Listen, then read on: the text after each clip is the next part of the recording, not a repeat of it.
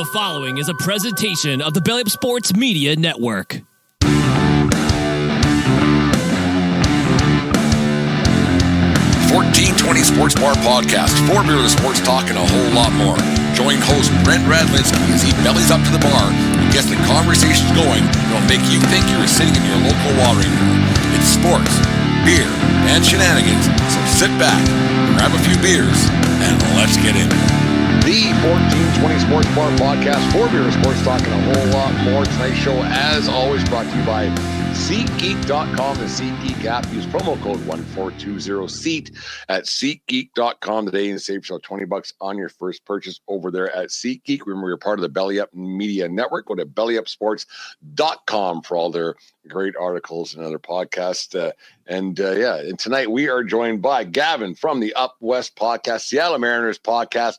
First time in the sports bar. Gavin, behind the scenes, we got a lot in common apparently from that down there in Seattle, up here in Alberta. How you doing tonight, Gavin? I'm doing quite fantastic. Yeah, we got connected right away talking WHL hockey and also just some Western Canadian baseball league. So I was excited to be a part of the show, but also introduced right away with some connections. There we go. It's kind of funny how it all works out. The baseball world is small, no matter if you're in the major leagues or down into the college wood bat league. We'll talk about that a bit later. Gavin, we'll get right into it. Actually, I want to ask you a question. I put it on Twitter earlier on today. Today the Cubs played the Dodgers over in Japan. Do you consider today opening day, or is that a week from now? Because to me, there were just a couple of games that are going to be played over in Japan. I mean, it's 4 a.m. when they're on here. I'm going to be honest with you. I didn't see it till I sat down to have a pint after work. I was like, all right, it's on. I knew who won. But I think it's almost sacrilegious that they do this. And opening day is opening day. What's your thoughts? Yeah, no, great question. Because I actually I talked about this with one of my buddies it was about a week or two ago. We were just, hey, what's actually opening day? The more I got to thinking about it, it's always a good thing when baseball is on, even if it's 3:15 in the morning. I know some East Coasters, they got lucky and it was at least at 6 a.m. So it's a respectable hour to at least watch some of the game. I did the same. I waited and just watched the highlights later. I had some investment with Yoshinobu Yamamoto on my fantasy team along with Teo. It's opening day. Well, what I'll break it down with. It's opening day when your team plays. That's how I've always been about it. Now, most teams are playing next week, and that's my opening day. But it is never a bad thing when you got MLB playing for real competition. So that's my take on it. But also, hey, you can twist my arm anyway. Yeah, I've always said, I'm a baseball dork from way back, and I've always said that opening day should almost be a holiday, the same way that Super Bowl Monday should be a holiday, and the way it is. But opening day to me, it's opening day. There was games on today, but they kind of get to me. They get lost because right now I'm watching Texas and Cleveland playing in a preseason in a spring training games. Okay, so it's odd to me. It's just one. Yeah, it's odd.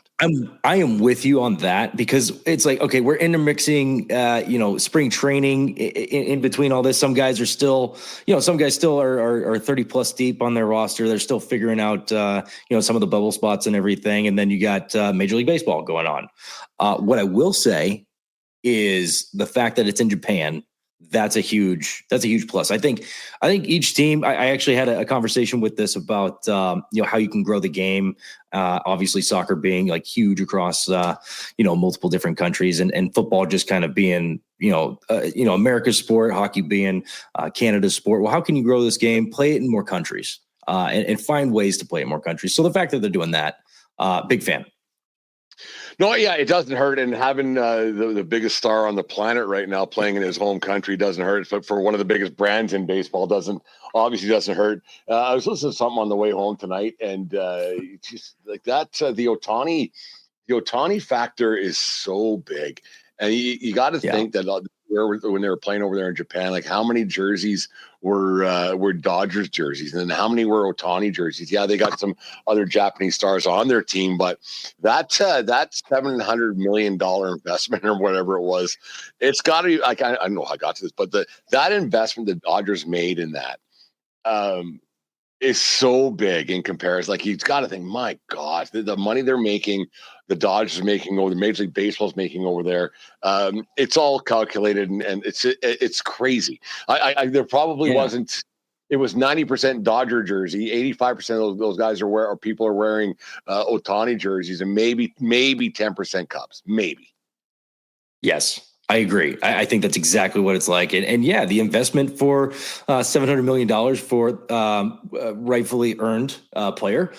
I think in jersey sales alone, you're going to come close over his tenure when you're finally done paying him, and all the deferment money that they're probably putting in some sort of bank and having it accrue interest.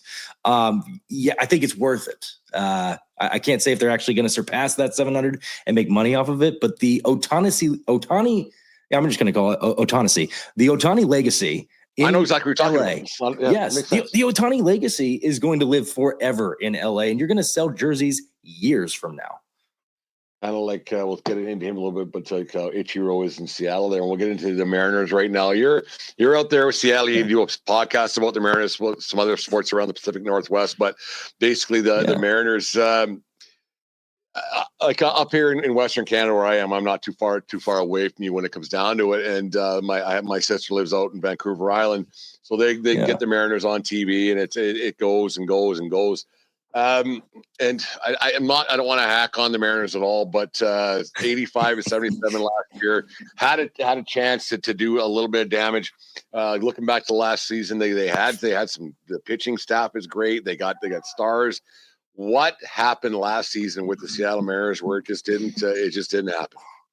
Yeah, it was a lot of the hitters that you thought were going to do well, like Jorge Polanco, Randy Rosarena when he came over, Justin Turner. Some of those guys stepped up, and they stepped up late in the season, which was awesome. But when you lose a 10-game skid, when you go on that 10-game, or when you have a 10-game lead and you just let it slip, it's really tough to gain the momentum back in the clubhouse. I feel like I've been on winning teams, I've been on losing teams when I used to play, and when you're on a skid, when you're at the top and you fall that far, which 10 games that's a pretty big drop. When you fall that far, it is tough to find and muster up the momentum to really, move forward. And guys like Mitch Garver, guys like Jorge Polanco, not giving you exactly what the back of their stat card's giving you.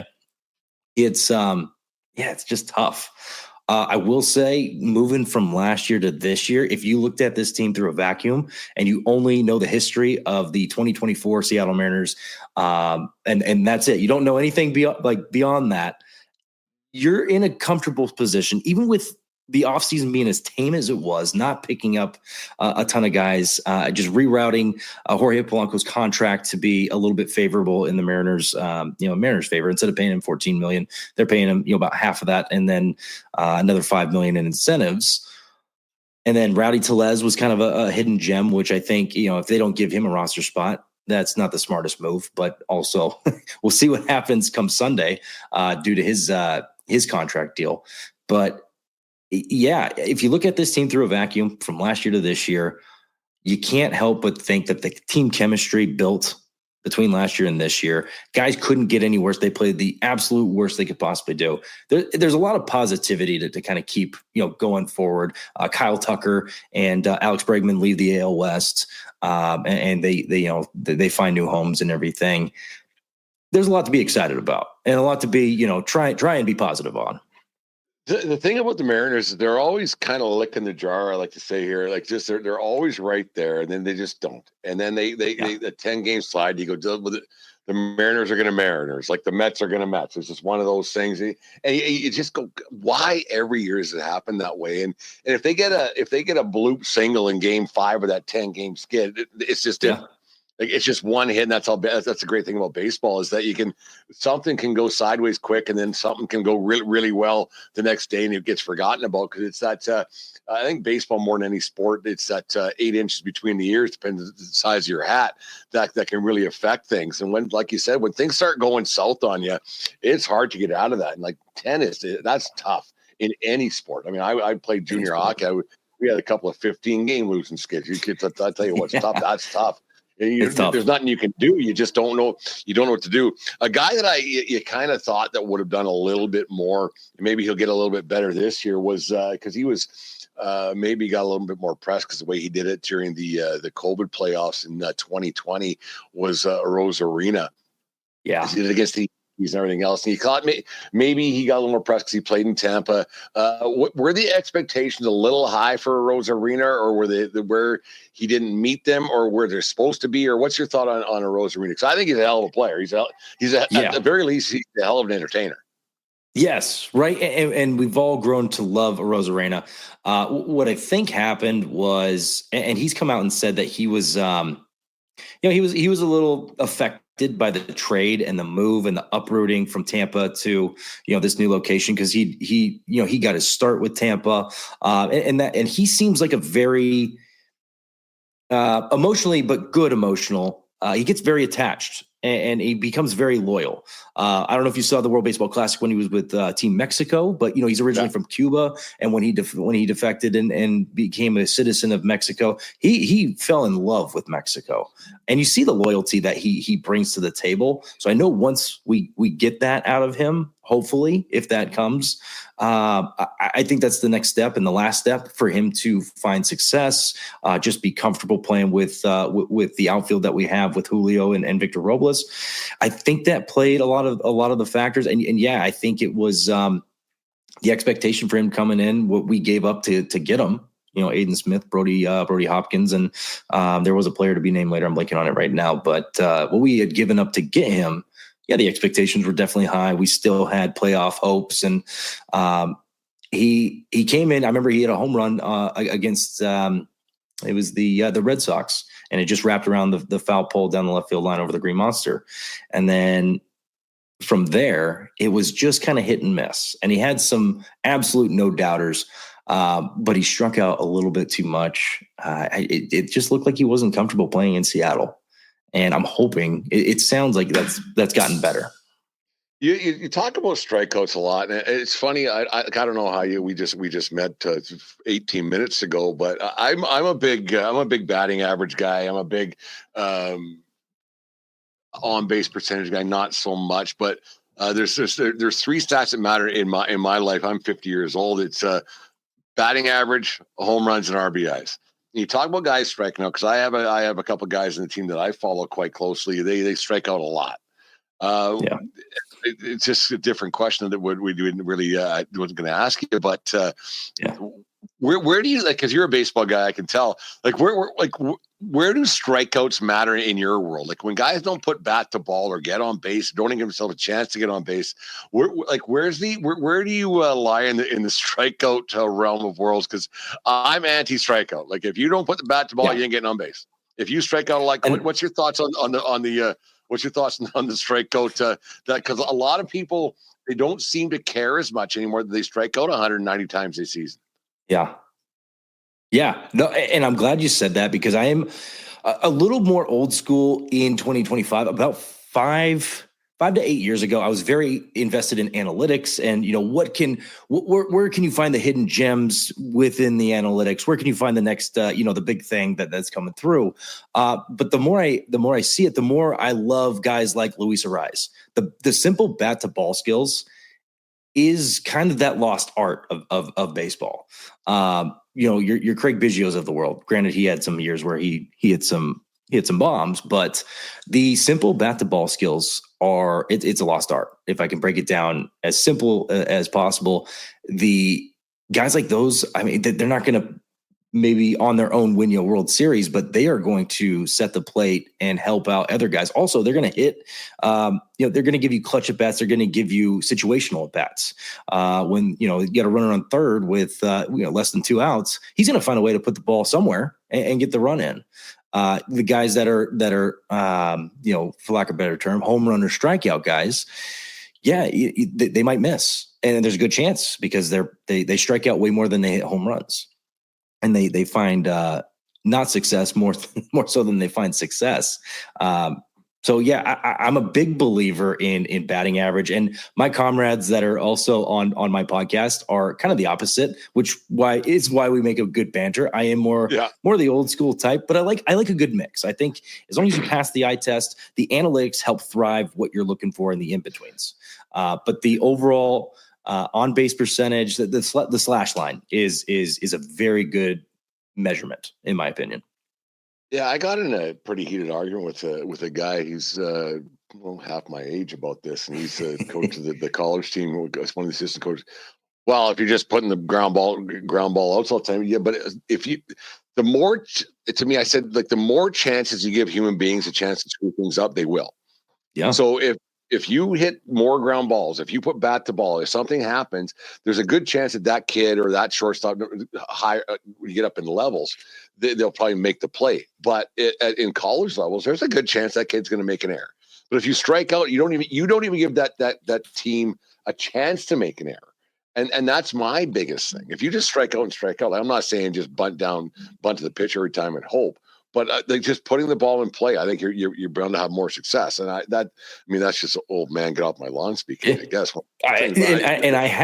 I have a little bit of that in me now that I'm a dad. I think I've gained a lot of that in the way that I kind of look at and view things. Now, granted, I don't judge other people. I think what analytics have done and the deeper metrics and everything that people are following, there's a lot to be said about that. You know, I have no animosity towards people that put a lot of stock in some numbers that maybe I don't put a lot of stock into. But at the end of the day, what I'm looking at are A, B, and C, and maybe some other guys are looking at X, Y, and Z. Yeah, getting on base and scoring runs, it's hard, and if you fail 7 out of 10 times, you're going to the Hall of Fame, right? So it's kind of it's one of those things. What makes baseball so great. How many guys are hitting 300 nowadays versus 20 years ago? None. I just watched the 2001 All-Star game when it was in Seattle, and every last guy was 330, 350, 370. Ichiro, I think, was pretty close. He was like 390 something. You don't see that. And Luis Arraez was one of the closest ones to that over the past couple of years. So yeah. I'm in the same boat. John Olerud chasing 400 back in '93. That's crazy, and now it doesn't seem to matter because it's just one of those things. The Mariners are right there. And I was on a show a couple of weeks back, and they were asking who's going to win the American League West and blah blah blah. And I said, you know what? I said the Mariners, and I'm not because you're on the show here. I said the Mariners are going to win. Not now, then when. They everything lined up. They got a great pitching staff. They have a couple superstars. They have one superstar which you need on every team. They have some stars. Everything is kind of lining up for the Mariners. If not now, Gavin, then when? Are you in agreement on that? Yeah, and it's the reason why probably 99% of our fan base, and I'd actually probably wouldn't be too wrong if I said 100% of our fan base was a little bit disappointed that we didn't go get a Christian Walker, that we didn't capitalize and really take this AL West by the bull, or by the horns, and really understand that we have an opportunity with a pitching staff that you are blessed from God with probably once in a lifetime. Mm-hmm. And that's another thing is, knock on wood, but you got to pray that these guys give you 30 starts each. And the fact that they gave us pretty close to that last year is just unbelievable. You look around the league, the Dodgers, even they don't get, a lot of health. They have health issues. There's a reason why they went out and got 14 starting pitchers this year. There's a reason for that. Yeah.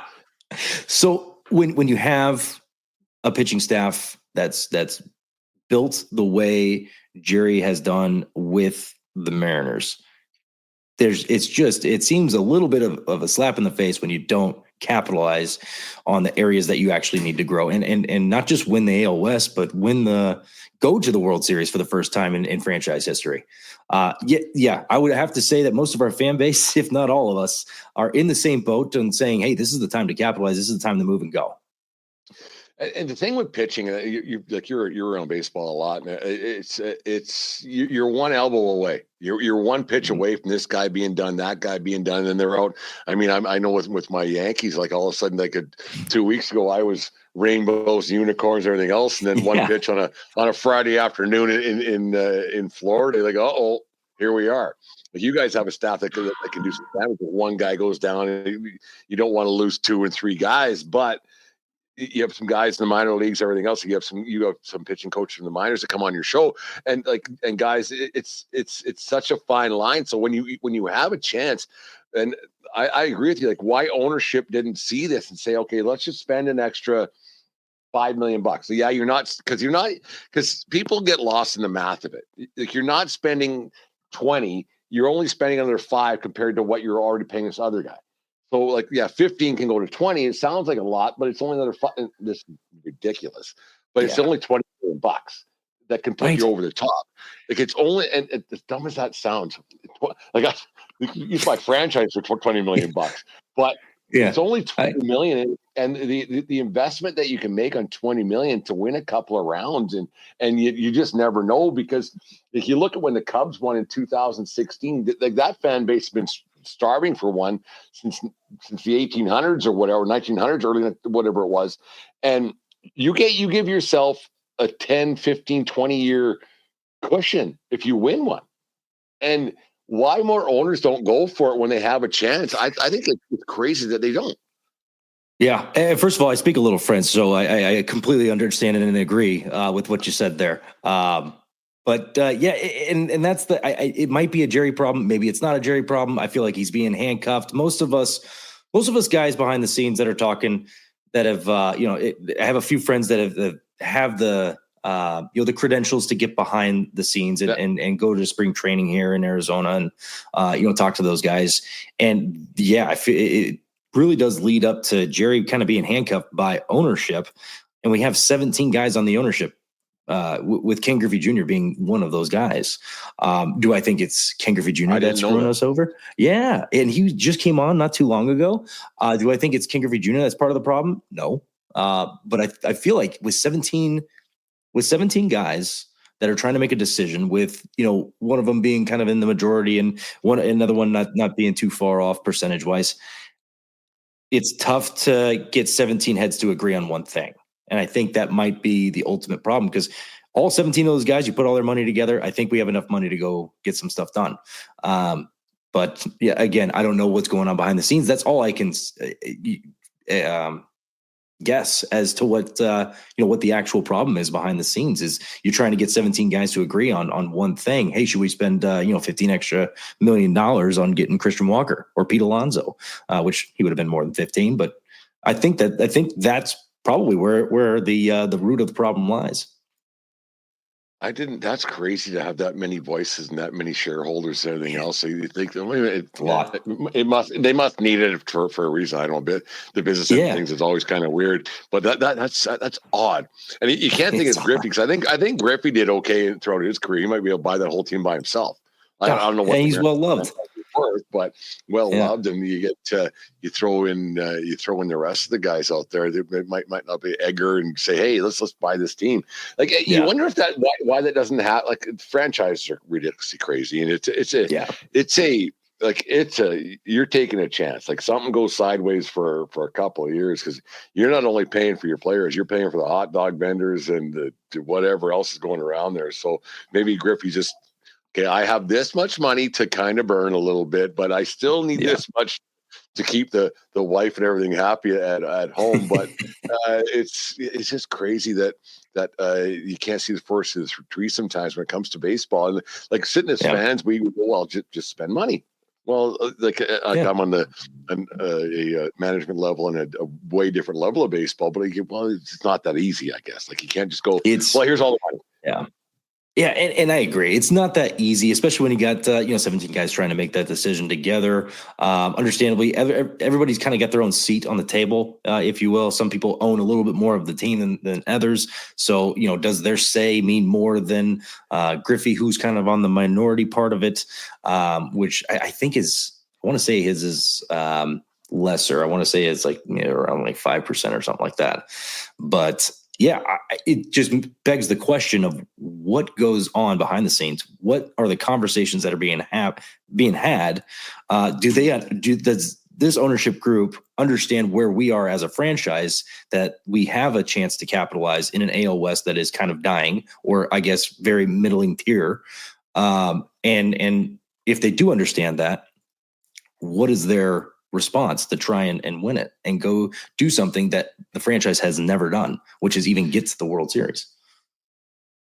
Do you think that anytime, like you got to think, geez, like you have money, like the Rangers they won a World Series a couple of years ago, but they're not great. The Angels are awful. They're not even Oakland anymore. They're in Oakland. They're Sacramento, and then you have Houston, who's I don't want to say rebuilding, but regrouping. Like the Mariners have a real definite shot this year to do something, and to go out and grab a player. And then you look at the AL Central. Well, they're the Central, and they don't really do a whole bunch. And then you have the Yankees. All of a sudden, they're not as great as they were 3 weeks ago. Like, why the Mariners wouldn't go out and grab a player or do something and make a deal, and or maybe there's something later on in the season. Okay, we're all of a sudden we're 30-10 to start the season off. Let's do something. Maybe that's what, maybe they're like, let's just hold off, see where we sit, and then a month or two in, let's not make some crazy decisions now. Let's wait a month. And then see what we're doing, because that would be a wiser business decision. Yeah, and I think you touched on a really good point there. Is there's still between now and the trade deadline to still get something done. So with all the criticism that I've definitely had with the ownership group, with this offseason being very tame when it shouldn't have been, the positivity is still there. The growth opportunity, the opportunity is still very much there. The other part of that is, maybe they're saving all this money to pay Logan Gilbert and Cal Raleigh and extend these guys. But if they are, why haven't they done that already? It just seems a little bit odd that they haven't done that, or maybe they're making this extravagant, gesture and doing it on opening day when Logan Gilbert, gets the nod for opening day. That seems to be the rumor around the mill is, wait for opening day. You never know if Logan Gilbert and Cal are getting extended. But until that happens, you're wondering, what are we doing with this money? What's the plans with capitalizing when we can? And, is there room to grow financially? I'll back it up with Ryan Divish came out and said that they were definitely in on the Vladimir Guerrero rumors last year. Yeah. And obviously he's not cheap. And if you go get a guy like that, you should probably look to extend him. So my thoughts were, for the right person, they'll go out and make that financial move. At least that's evidence has suggested that might be their move. The Guerrero situation here we get to just inundated with the Guerrero because he's the Blue Jays are right across Canada, like no matter what. Sportsnet, right? No matter what. And the thing with Guerrero, when he basically said no to, I think it was $600 million a week and a half or 2 weeks ago, it didn't surprise me at all. People are like, that's crazy. And I said, well, here's the deal. The Blue Jays ownership offered on this quote unquote, they offered Ohtani $700. He was never coming up to Toronto. Never. Never. It was just let's just make it look like we're trying something. The fan base, they tried. And then they offered Soto $700 million. Same thing. He was never going to. Cohen was going to outbid everybody by $1 no matter what. And Soto was going to the team that offered him the most no matter what. He was never coming up to Toronto. And so when it comes to extending Vladdy Guerrero Jr., I think Guerrero went, you know what? You offered these two guys who had no intentions of ever coming up here $700. You're going to give me $700 or else I'm leaving. Because he'll be fine. If he never played another game in his life, he'd be fine. His dad did quite well. He's done. Let's not forget, Guerrero's been making $30 million a year for a few. They've been all right. They've been doing all right. He'll be okay. So I kind of laughed that people said that Guerrero's just being greedy. Well, yeah, because he's getting kind of shunned a little bit by the franchise that he grew up with. And for the Mariners, that wouldn't be the worst guy to go out and grab, because he's a great ball player, smiling all the time, and him playing with Rodriguez wouldn't be the worst thing in the world. It's crazy. Well, and to capitalize on your point, we talked a little bit earlier about straight, bat to ball skills, which I think Jerry does try to mitigate the strikeouts, and he looks for those type of players. Some of these guys that are coming up through the minor leagues, you can kind of see that he's rerouted and look for those guys. Well, we talked about Luis Arraez earlier. He is one of two players that had 200 hits last year. The other person happens to be Vladimir Guerrero Jr. So the bat to ball skills are 100% there. And the pure hit school, the 200. Yeah, I think he had 205, something like that, when Luis Arraez had exactly 200. I remember we looked it up earlier. Hits. 200 hits. Since Ichiro went, how often does that happen? Each would have 200 by Labor Day, like whatever. It's just nuts. It's crazy. Like the Mariners, they like we said, they got a shot, and every team needs a superstar. Like the Yankees have Judge, and I think that Judge can still pull the Yankees over into the playoffs. Whether they're going to be win the division, that's not so sure because their pitching staff. But the Mariners have a great pitching staff, and they have a Julio Rodriguez. Is this team? Is it Julio Rodriguez or bust? It is definitely hinged off of Julio. We actually had an episode not too long ago where we talked about, how does this team make the playoffs? And it hinges off of Julio being Julio. He's now well integrated into the MLB. He's now known as a superstar. He's definitely got to go prove it, but he is known around the league as somebody you got to watch. He is must-watch TV. He is a household name for the most part. Now he's got to go and kind of collect the dollar bill and put pen to paper and kind of go prove it.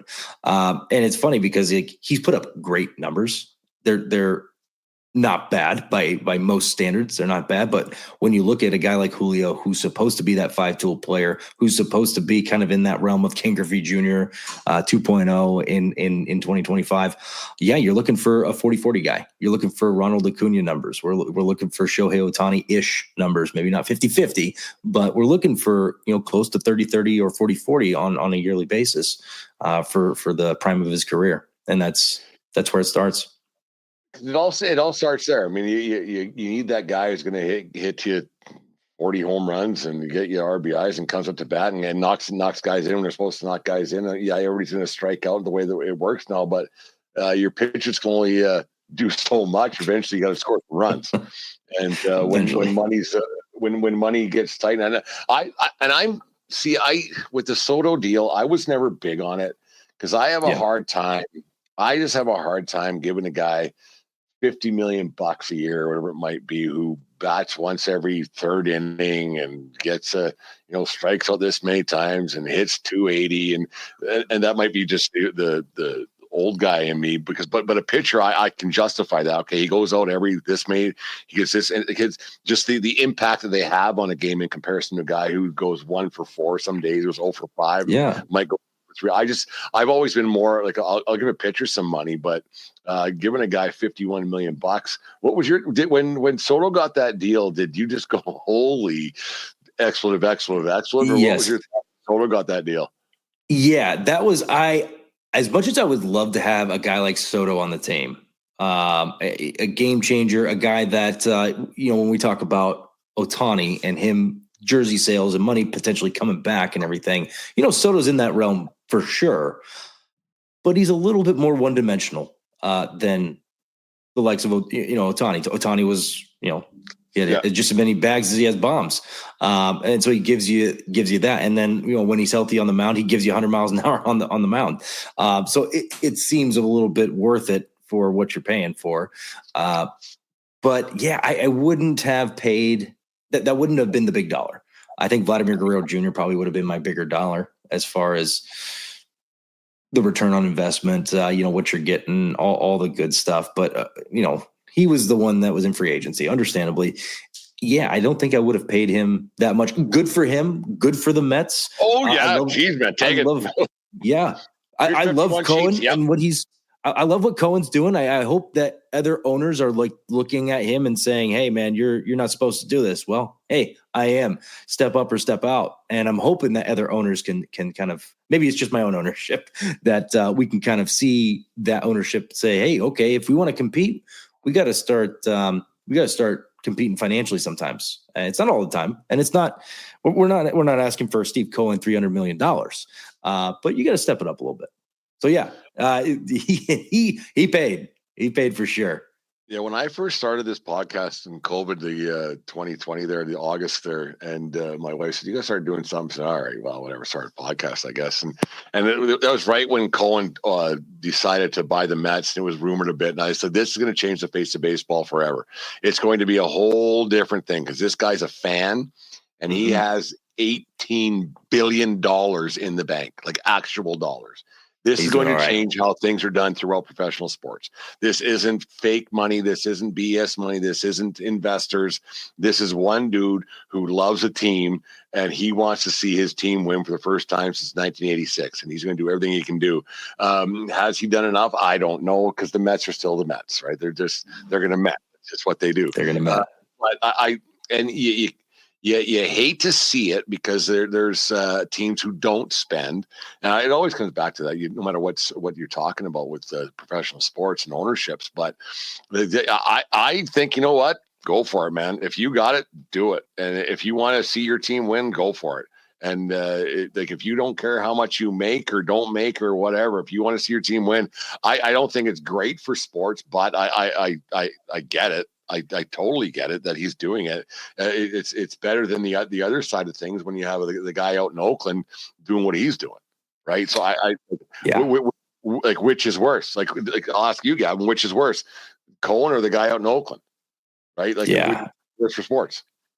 I think the guy out in Oakland is worse for sports because he's trying to lose. It seems like it could be wrong. Maybe that's not his mentality. Maybe he hates losing, but he's just taking a step back financially to set himself up well in Vegas. But if we've seen anything from Moneyball, it doesn't look like they've ever been about spending, and they've ever been about being next level when it comes to finances and competing on that level. And you got to go find a Billy Bean type that can find the nooks and crannies of players and be able to put them in and win, basically win on paper where other people aren't.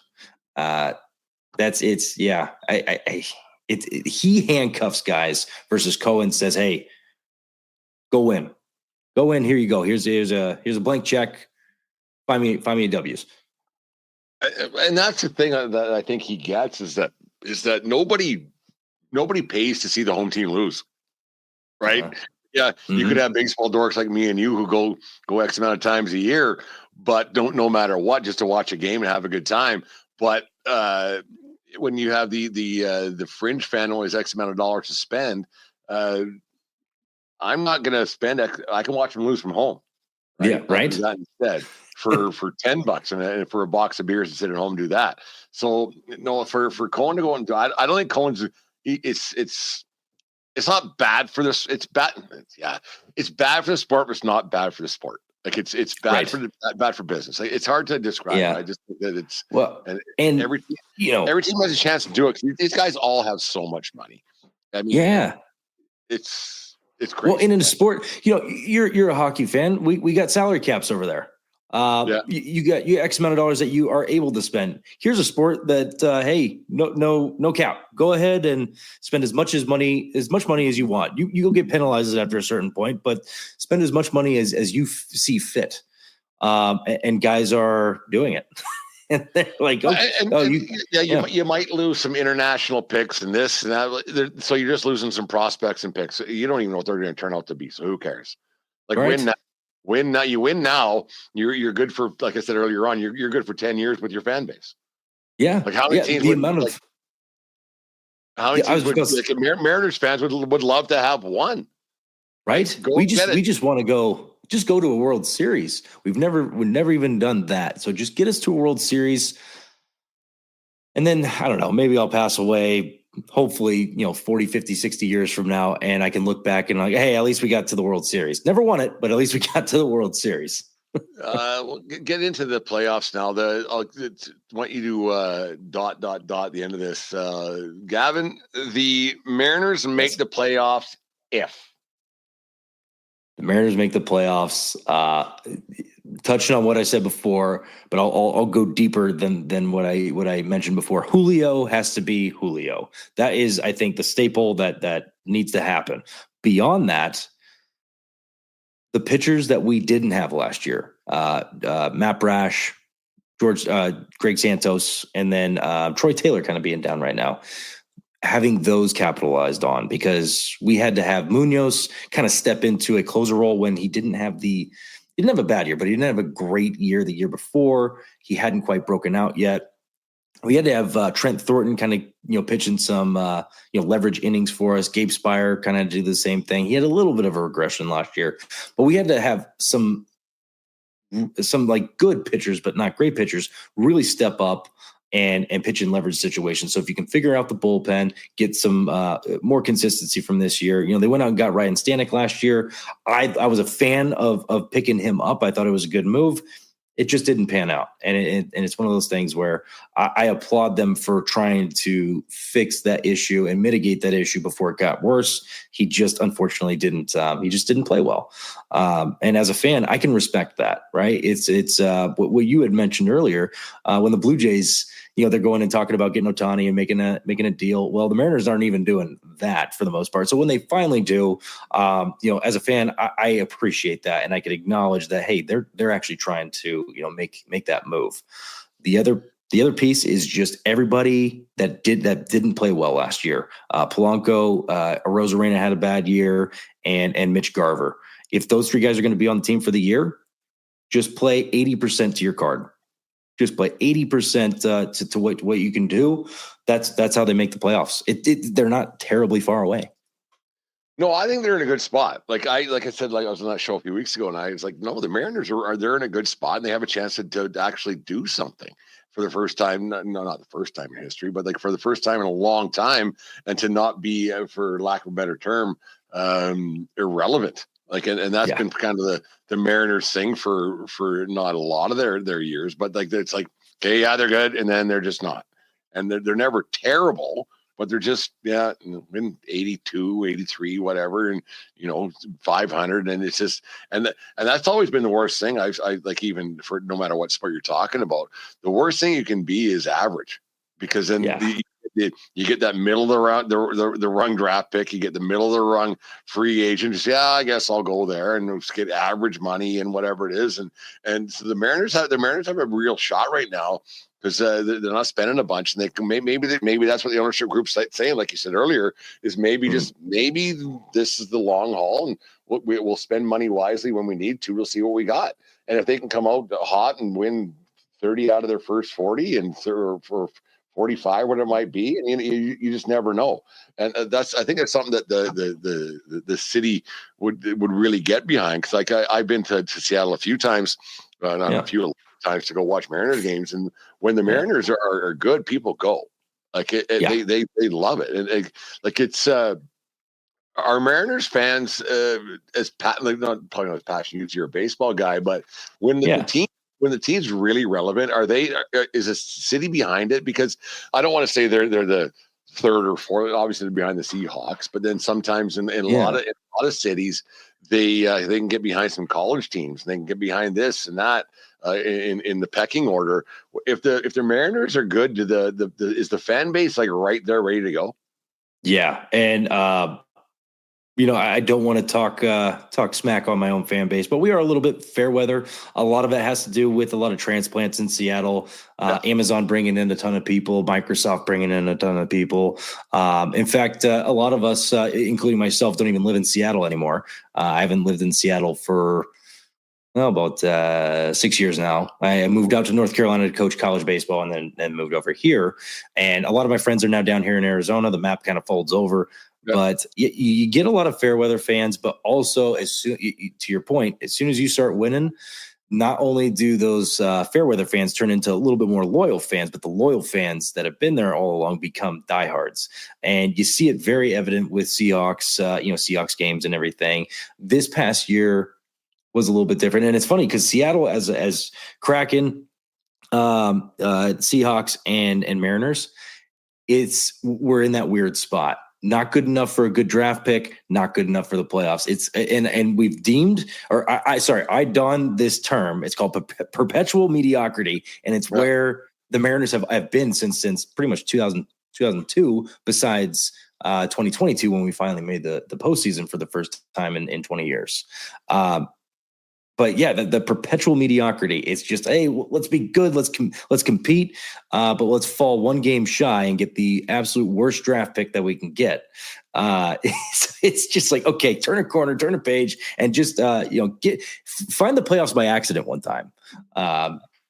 And I'm hoping that it's the Kraken, I think, are about to turn a corner with some of these draft picks that they got and some of these prospects that they got coming up. The Seahawks are kind of in, they're in reboot mode, not quite rebuild mode with getting Sam Darnold. And I think the Mariners are right there in the same boat. They're just a piece or two away from being very good.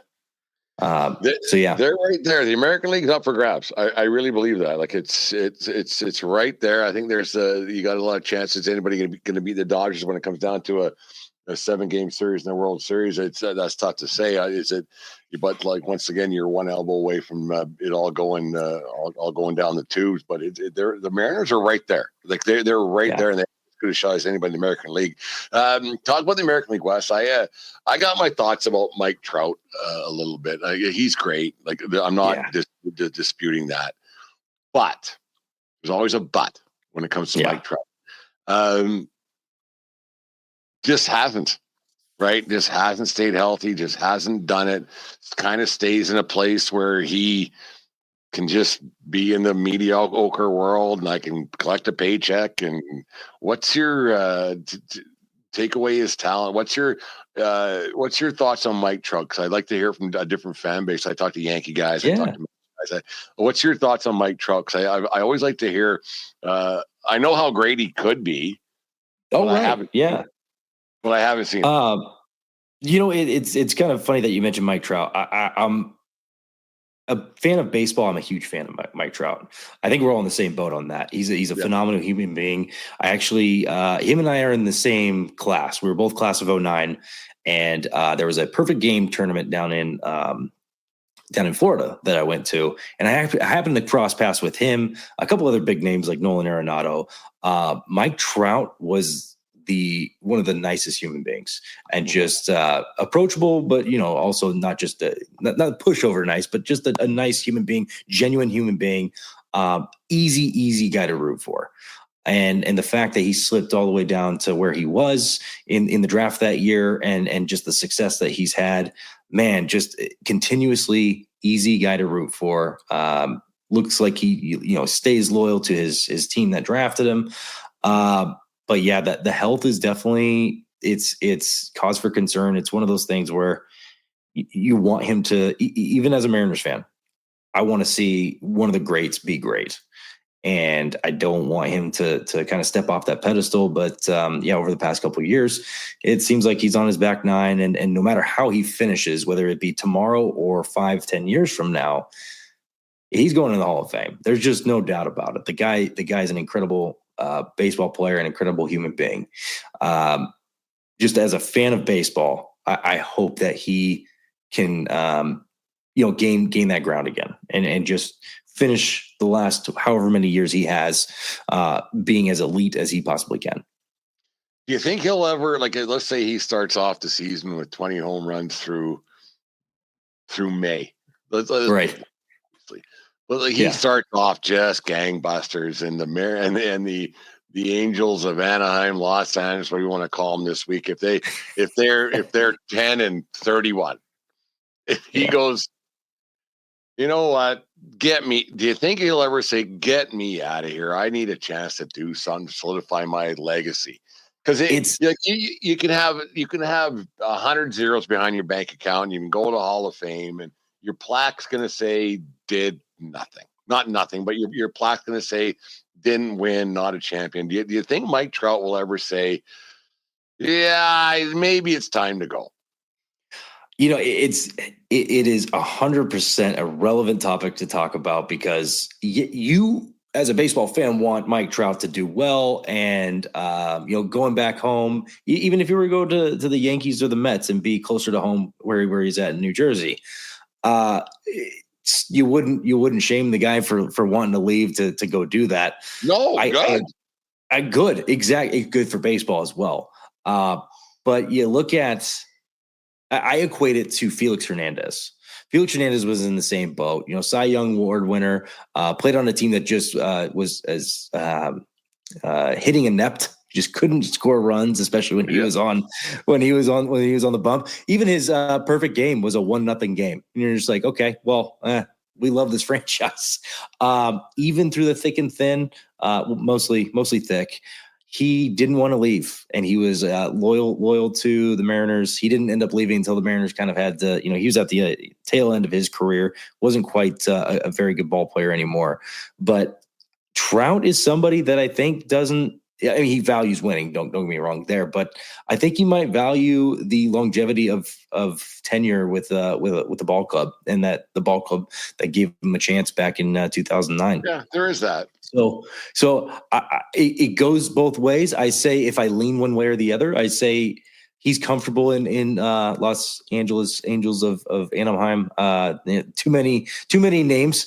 But I'm so old. They were the California Angels when I was a kid. Yeah. Jeez. Yeah. They need to go back to that, because Los Angeles Angels is redundant in itself.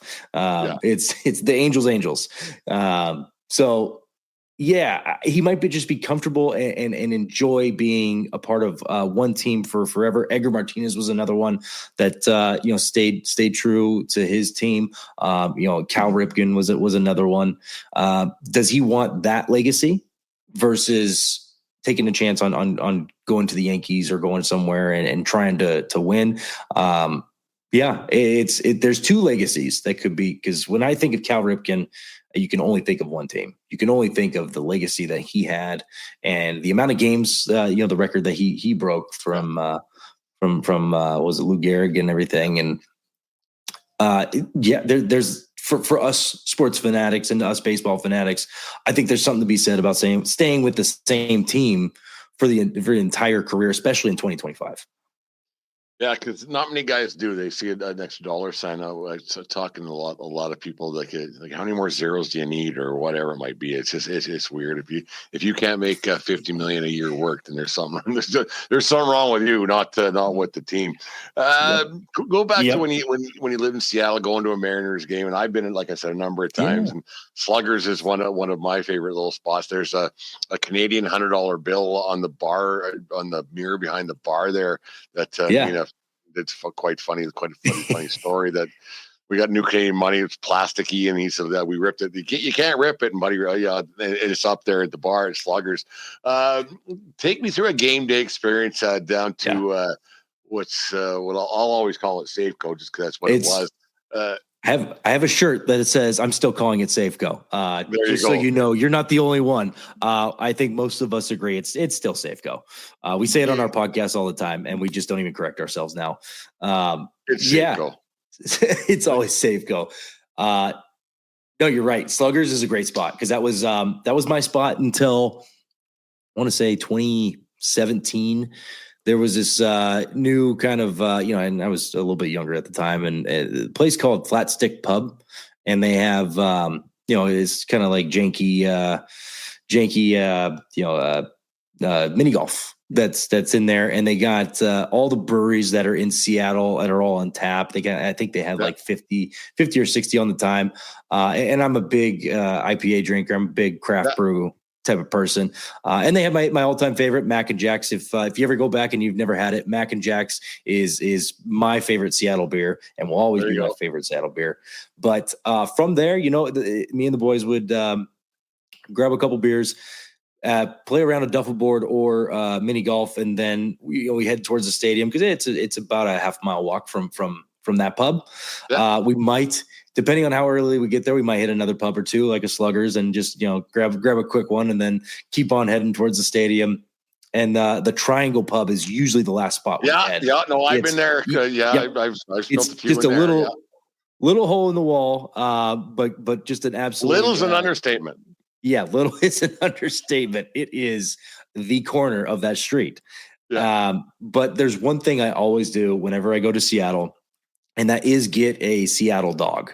And if you're not familiar, it is they grill the toast, the hoagie. They do that pretty well, and then they put the brat in there, and they put sour cream and grilled onions on it, and it is. In my opinion, it's better than any other dog out there. But I'm a little biased when it comes to that. And then from there we head into the game, and then grab a couple more hop knots or whatever they have in there. If I can find Mac and Jacks, I'll get a Mac and Jacks. I saw it's no longer being sold at the stadium, which is insane to me.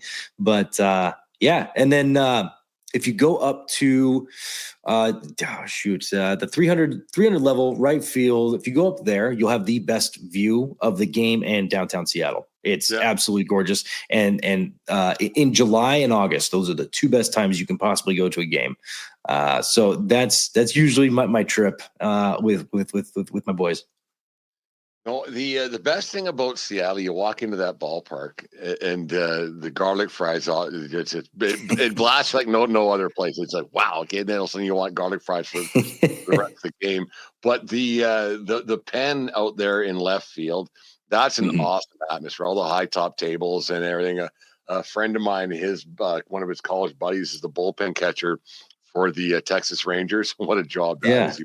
He plays catch for a living for almost 25 years now. So it's kind of like, hey, what are we doing? Playing catch, man. That's what I do for a living. So so we were able to talk to him when he was playing catch and warming up a pitcher, and just an awesome atmosphere, and how it's just a open air bar, people not really watching the game, but watching the game. It's just it's to me, it's a perfect baseball atmosphere out there, because in general, people, you want your home team to win and enjoy it, but you kind of watch until you're not really watching. As soon as the ball's hit, then people start watching.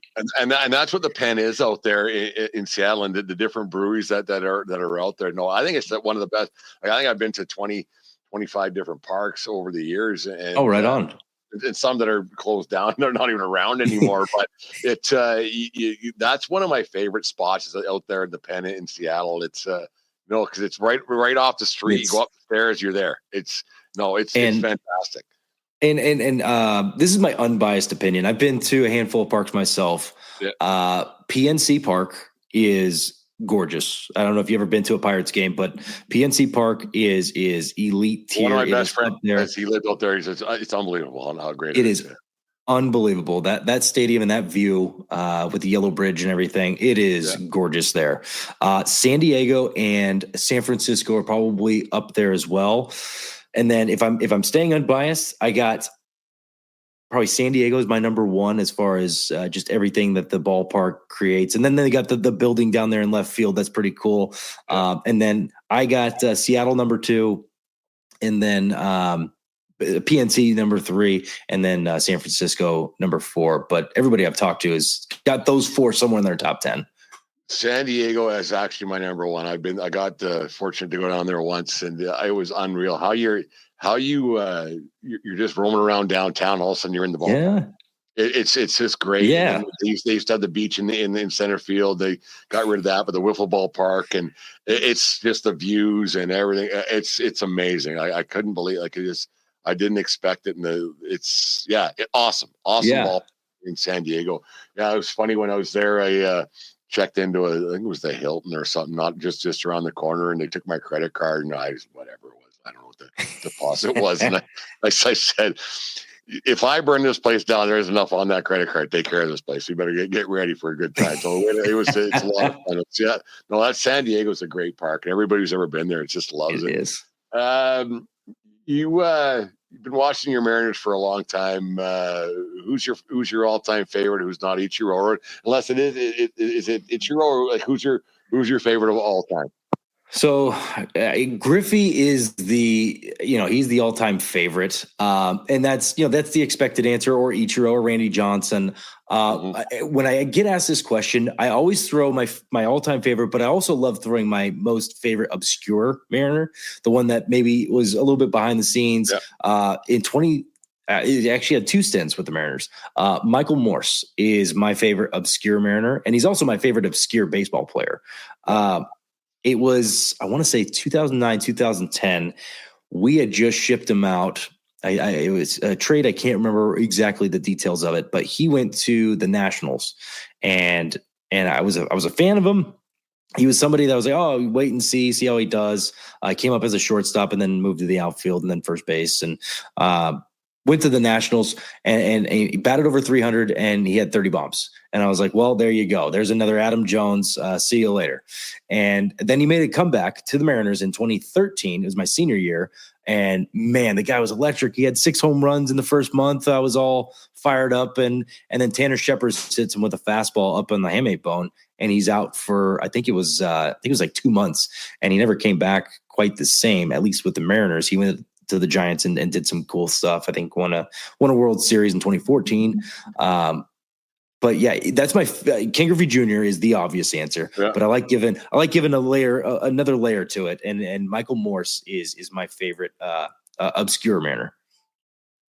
Do you ever have a moment, like it might not have been a championship moment or a big moment or because I always laugh like this. I've been to Yankee Stadium a number of times and you see this, whatever. But there's some moments that stick in your head a little bit. Do you have one at Safeco that you were there for that might not mean a hill of beans to anybody else? Like you were there with some friends or maybe by yourself or with a couple, just with one other guy or girl or whoever. Is there one that sticks out in your head that you go, this was awesome? Like one of those moments. It didn't dawn on me till later because this happened when I was 11 years old. And I actually have 2. I have 2 moments that I can kind of touch on a little bit here. Yeah. The one is first one's Mariners related. The second one's actually not Mariners related, but the first one being Mariners related. I was 11 years old. It was 2001, and the Mariners won their 116th game. Mm-hmm. And I didn't understand the severity of it when I was 11 years old. But as I grew older, you look back and you wonder how a team can win 116 games. And I happened to be there for the 116th win. So that was a very special moment as I look back and just understanding the severity of it in the moment and just seeing the whole crowd kind of losing their minds, when we won the game and everything. And just you're 11, just one other hot dog. Yeah. Oh yeah. And granted, I was a big Carlos Guillen fan at the time. So I was watching the players and it was still just baseball to me. And I loved the game. I had a passion for the game, but I didn't understand the actual severity of winning 116 games. And you look back and you're just like, how do you win 116 games in a season? Even the Dodgers, I don't know if they could pull it off. If there's a team that could do it, it would be this Dodgers team, but I don't know how they do it. 116, you play those 162 games over again. It's just not happening. That, and then another non-Mariners moment, same year, 11 years old at the time, Barry Bonds was my favorite player. To this day, he'll probably be him, Hank Aaron, and Ken Griffey Jr. They're all kind of grouped in the same. But at the time, I was the biggest Barry Bonds fan. And I was at the game when Barry Bonds hit number 73. Or when he broke the record. When he broke the record, which what was it, 72 or whatever McGuire's was, 71. And 78 of that, who knows? Back then, yeah. And I happened to be... Yeah, I happened to be at the game when they put it on the big board, and we got to watch it, and it was just it was electric. It was just absolutely awesome. So those are the two. My 2 favorite moments in Mariner in Safeco Field. No, it's crazy how there's some moments that might not mean nothing to some people. And you're like, it's just fun. And that's the great thing about the great game of baseball is that there's so many moments. And even if you're not a huge baseball fan, I was talking to somebody the other day about everybody in some way, shape, or form has played baseball, whether it be softball or kickball or whatever it is in school. And they've all had that moment. And not everybody, because I never played football in my life. It's not a big thing up here where I am. Yeah. I don't know if you've ever played hockey in your life, but everybody at some time has played some form of baseball. And so everybody kind of has those moments, and the people get to watch it and they get to be a part of it. And then when they're at the game, they get it. Like that. And that's the thing. That's the thing. Like my wife, she gets sick of me talking about baseball so much, but She picked me, whatever. So it's one of those things. But but then she gets it. Like she gets it that everybody has had a chance to be a part of it and see something. And they're all like up here in Canada when the Jays run that run in 2016, 17, when they like that bat flip that the bat flip. Like it was unbelievable, and like I remember being against, like, because I'm old school, right? One of those things, and then like when he first did it, the first thing out of my mouth, swear word, just run, right? But then later on that night, when I was watching the highlights again, I went, I get it, like I get it. Like I'd rather not see a guy showboat, but and show somebody up, but man. I get it. Like when you do something like that with the crowd and the way that inning shaped up, I get it. Like, man, you swing it, dude. Like just do whatever. Like you just did something that every kid dreams about or thinks about. And I think that's the great thing about the game of baseball is that everybody has that moment, whether it be in a little league field or a softball field or a college or whatever it might be. Everybody has that little chance in baseball, making that great catch. And I think that's the great thing about baseball. It's crazy you get to be part of those moments in the big time. Like you said, when you get to see those things, like what the heck's just going on here? And you can look back all those years later and go, that's pretty cool. It was a special moment. It was a special moment that you realize it's going to be etched it's going to be etched in Major League history forever. You know, they're going to show highlight tapes 20, 30, 40, 50 years from now, and that bat flip is going to be somewhere. It's going to be somewhere. But yeah, I agree. It's one of those special moments. Yeah, it's fun to think about those things. Like one of my favorite moments, like when Yankee Stadium is, I wasn't even in the ballpark. It was raining cats and dogs, like it pouring on a Saturday night. And I was like, I'll try to stomach it. And I finally, seventh inning, I said, screw this. And I went across the street to Yankee Tavern, watched the last couple innings over there. And I was saying grabbing a beer from the bartender. And I said, hey, and the guy's name was Johnny. I said, hey, Johnny, if Teixeira tears into one of these right here, Yankees win this because they were losing the Red Sox. Sure enough, Teixeira hit a grand slam in the bottom of the ninth. And I was across the street at a bar, and that's one of my favorite Yankee Stadium moments. I wasn't even in the stadium at that point. It's build up things, right? It's such a great game that when people appreciate it, they get it. And it's too bad that it kind of, I don't think it gets a bad rap, but it kind of gets left behind a little bit with the way sports is nowadays. Do you think baseball? We'll get you going here because we're kind of talking. Oh no, you're good. You're good. 15 hours if you wanted to. But Same. Do you think that? Do you think baseball's in a good spot, whether it be in college, minor baseball? I know some people have some thoughts about travel baseball with kids. Is baseball in a good spot, bad spot? Is it in a rough spot? Like, what's your thoughts on where the state of baseball is, not just with the youth of Canada and America, but with just with people in general? It's not in the greatest spot. I think that's it's I don't want to knock what's going on. Like the World Baseball Classic that just came around not terribly long ago is awesome. Stuff like that is growing the game. The new changes, as a baseball purist, I guess I can call myself, the pitch clock. I'm not a fan of it. I understand that we've sped up games and we've seen games now, 2 to 2.5 hours. And I guess, that works for the one percenters, the people that are just, there to kind of do their thing. But I mean, I also like, being able to have a couple hours to drink and being able to, not, seventh inning comes around. There, yeah. Right. The seventh inning comes around and, you got to wrap it up with everything and get your last call in. But, the old school way would be, be three, you get 3 hours with the boys and everything. But the stuff that I'd like to see change or just grow is, college football, college basketball, they get they get on national TV. College baseball does not. And it is nothing up here. Nothing I love. Yeah. And it's, and I, I got, one of those, the Fire Sticks and everything, and we're able to, get ESPN Plus and some of those other stuff that we can actually watch a lot of those games. But, it'd be nice if they could make that change and get at least a college game day where they're throwing on a good Friday night matchup in the SEC, or just bring awareness to college baseball more. And then more at the youth level, these teams like Five Star and the Mafia and all these, the dirtbags that are just like the big teams that have powerhouse players from all over the nation.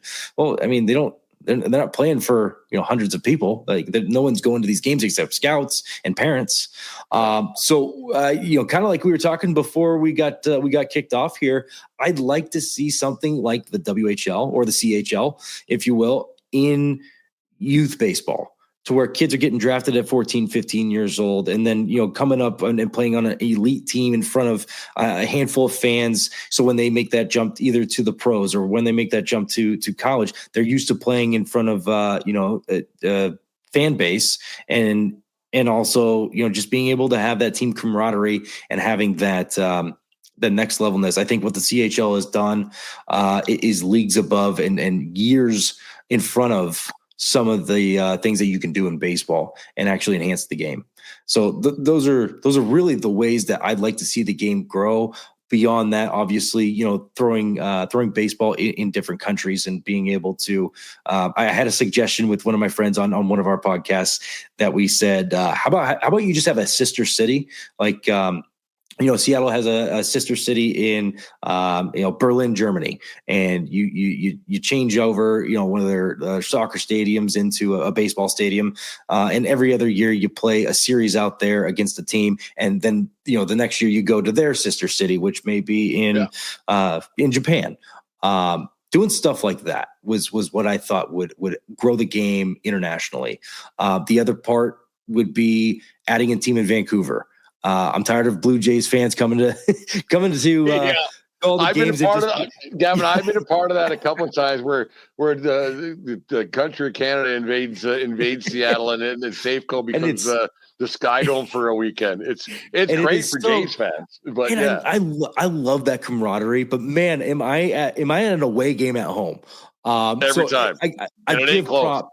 I give props to all the Canadians that come down and support our boys and come to those games just to support their guys. But I'd love to see a team in Vancouver, BC. I've been a big advocate for that. A couple different reasons. I think it forces the issue for logistics in Major League Baseball, to where the Mariners now have a team that's right up the road, and they're not traveling to, I think it was Oakland, now it's Sacramento, is the closest team, and that's a good 12-hour drive, because I've done that drive before. You would have two instant rivalries too for the Mariners. You'd have the rivalry with the Jays, and then you'd have the rivalry with Vancouver for the Mariners instantly. And then the Vancouver have two instant rivalries as well. Like it's a big enough. The problem is the real estate, is where to put the ballpark and everything. But you know what? Right? Yeah. Come up with the plan and then figure the rest out later. Like right. We do. You got the fan base. Yeah. I had Jordan. Baseball. Yeah, I had Jordan Cowan on. He's the hitting coach for the Everett Aqua Sox, the high A team, and he was. I asked him, where's your favorite place that you've played in minor league baseball? And he mentioned when he played up there in at Vancouver Canadians. And he goes, they packed that ballpark. Like, awesome. Yeah, so it makes sense that you could put a team there. Now Canada's got East Coast team and a West Coast team, and you got a good rivalry going on there. And you got pretty much all of Alberta that would probably show up for that and be a part of that fan base. You probably got all the way to Winnipeg, unless you get some loyalists that would just stay Blue Jays fans. But I think it'd be good for the game of baseball to grow that way. I've had dozens and dozens and dozens of guests from the United States on my show. You're the very first person to ever mention Winnipeg, of all places, on the 1420 Sports Bar podcast. That's funny, Winnipeg. I don't know if you've ever been to Winnipeg.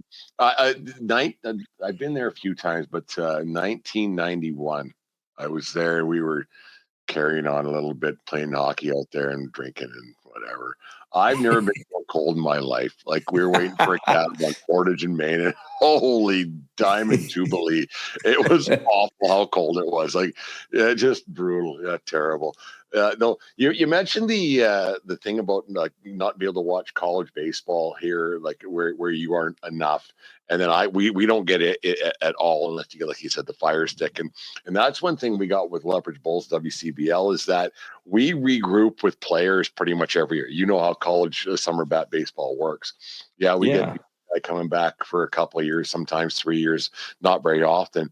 And that's one of the things we struggle with is our fan base. It takes them 10 games to get to know who half our guys are because they don't get to watch baseball. Like, they don't get to watch college baseball enough. And then all of a sudden you're like, so yeah, you can promote it on your Twitter account or your Facebook or whatever else it is. But if they don't get a chance to watch these guys, it takes 10 in a 28 game home schedule. It takes 10 games to get to know who these guys are. And then, well, that's it. So there is a struggle too. And I think baseball does miss out on that situation where they can, why not promote? Like, not everything has to be about making a few bucks. Why not just put it on TV?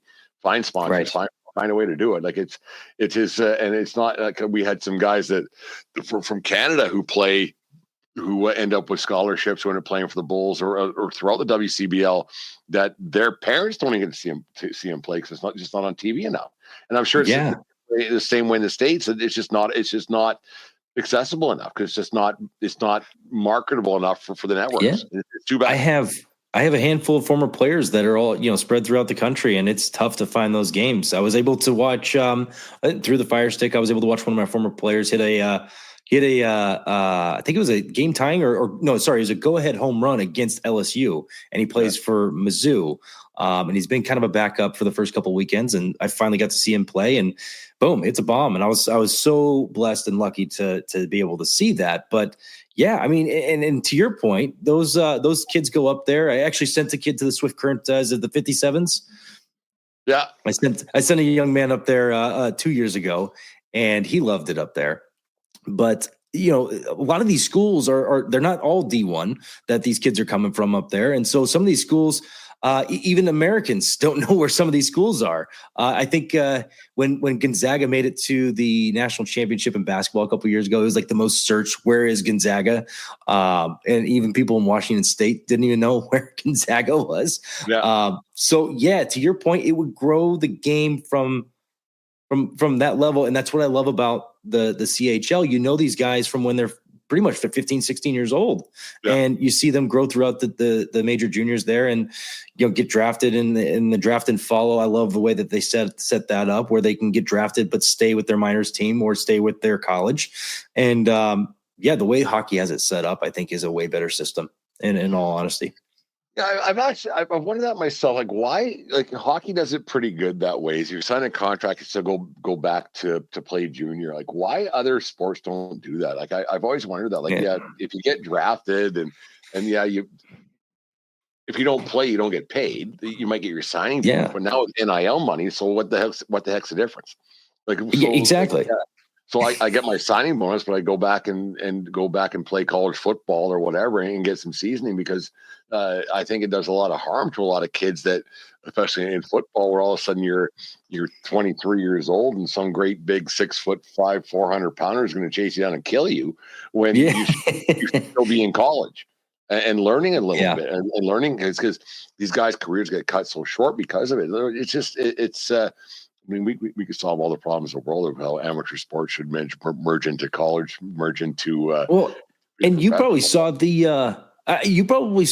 news about the WHL cutting ties and saying, hey, if you want to go play NCAA when you're aged out, you can go do that. So like that actually, because a friend of mine, his son has played in the Western League for 3 years now as a goaltender, and now he's got a chance to go. Now he signed a letter of intent to go and play college somewhere. And so I love that. I think it's fine. Like whatever. If go and keep playing, and if you have a chance, is it going to harm some other programs around a little bit? But it also makes all this pay to play stuff you got going on. It gets rid of that a little bit too. So I think if a kid can excel and a kid can extend his career a little bit, I was talking with a guy a few weeks back, and how these kids college kids whose careers might end up done in college, and how fortunate enough they are to play. I don't know how old you were when you were done playing competitively, but he said that kid got to play till he was 23. How many people get a chance to say that? Right. And you're like, no, that's a very good point. That's a special thing. Most kids are done when they're 17, maybe 18. And then they might, and then some play college, and then that's it. So when you get a chance to play to 22, 23 years old, that's special. And you got to be pretty damn good to play to that age. And I just think it's we don't get to see it enough. And it's we don't get to see enough. It's crazy. It is 100% too.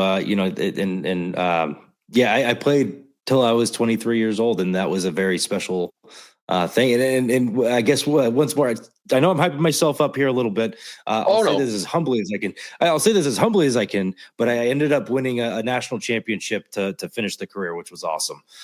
With the you ever heard of the Seattle Studs? I'm not sure if you ever heard of them, but we go to them, the NBC World Series, every year, and we ended up winning it for the first time in 2013, and that was the end of the career. I hung the cleats up, and man, what a way to go out! It was just absolute stellar way to finish the career.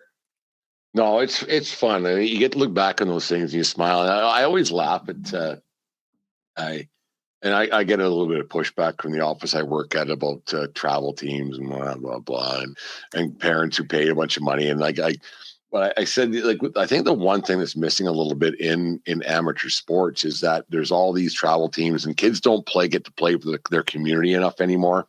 And 50 years from now, nobody cares except the guys who were on that team. And if you're sitting around the bar room having a beer, remember that the story will be better, obviously. But do you remember that time back in 19 whatever, or back in 2013 or whatever it was, and you're 40 years down the road?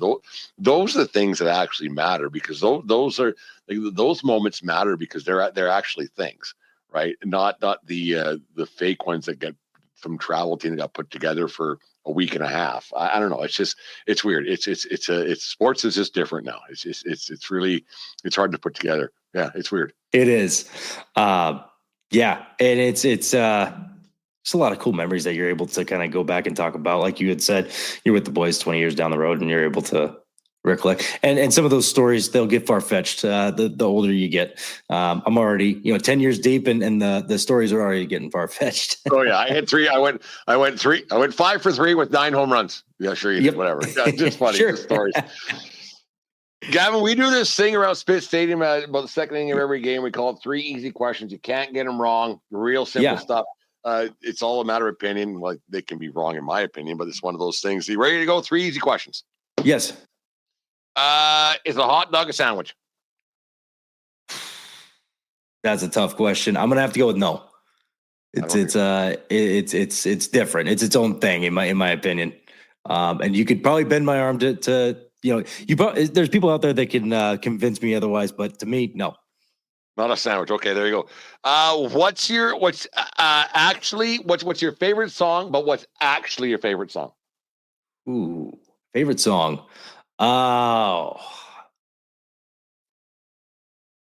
all time, it's got to be Freebird. That's probably my favorite song of all time. Understandably, the Americans were playing it when they scored against Canada. I don't mean to rub it in, but it is probably my favorite song. What do you tell people your favorite song is? Oh, what do I tell people? I try and stay as current as possible. I try and find something that's new that I like.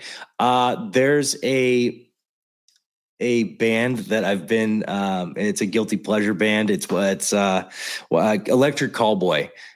We Got the Moves is probably my favorite, and it's a wild song. So if you listen to it, just be prepared. It's a wild song. It's got a little bit of screamo. It's got a little bit of techno, but it's one that just gets me hyped up.